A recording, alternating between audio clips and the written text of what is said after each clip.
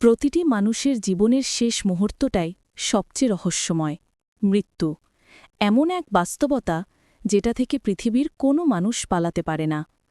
কিন্তু মৃত্যুর সময় যা ঘটে তা অনেক সময় অবাক করে দেয় ফেরেশতাদেরকেও।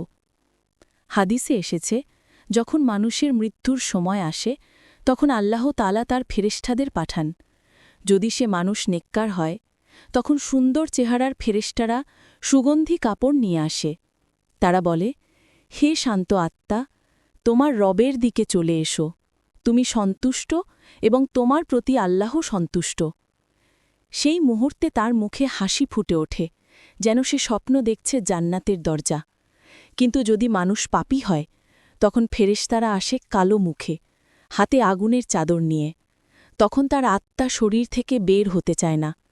টানাটানির সময় মনে হয় যেন লোহার কাঁটা দিয়ে রগ ছিঁড়ে নেওয়া হচ্ছে। আত্মা যখন বের হয় তখন সেটা এক মুহূর্তেই আকাশের দিকে চলে যায়।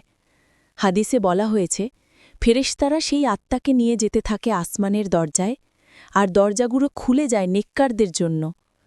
কিন্তু গুনাহাগারদের আত্মা আকাশে উঠতে পারে না, দরজাগুলো বন্ধ থাকে।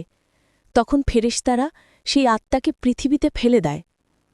আল্লাহ বলেন, তাদের আত্মাকে ফিরিয়ে দাও, কারণ আমি তাদেরকে মাটি থেকেই সৃষ্টি করেছি এবং মাটিতেই তাদের ফেরত পাঠাব। সূরা তহা ৫৫। অনেক আলেমের বর্ণনায় এসেছে, মৃত্যুর শেষ মুহূর্তে মানুষ এমন কিছু দেখতে পায় যা জীবিত মানুষ দেখতে পায় না। কেউ দেখে জান্নাতের ফুলের বাগান, কেউ দেখে ফেরেশতারা হাসছে, কেউ দেখে তার প্রিয়জনরা জান্নাতের দ্বারে অপেক্ষা করছে, আবার কেউ কেউ দেখে আগুনের লেলিহান শিখা, অন্ধকার ফেরেশতা আর কবরের ভয়ঙ্কর শাস্তির চিত্র। তখন সে চিৎকার করতে চায়, কিন্তু মুখ খুলতে পারে না। হাদিসে আছে, নেককার ব্যক্তির মৃত্যুর সময় ঘরে এক অপূর্ব সুগন্ধ ছড়িয়ে পড়ে, যেন মেশকের মতো। আর পাপীর মৃত্যুর সময় এমন দুর্গন্ধ হয় যে ফেরেশতারা নাক চেপে আত্মা বের করে।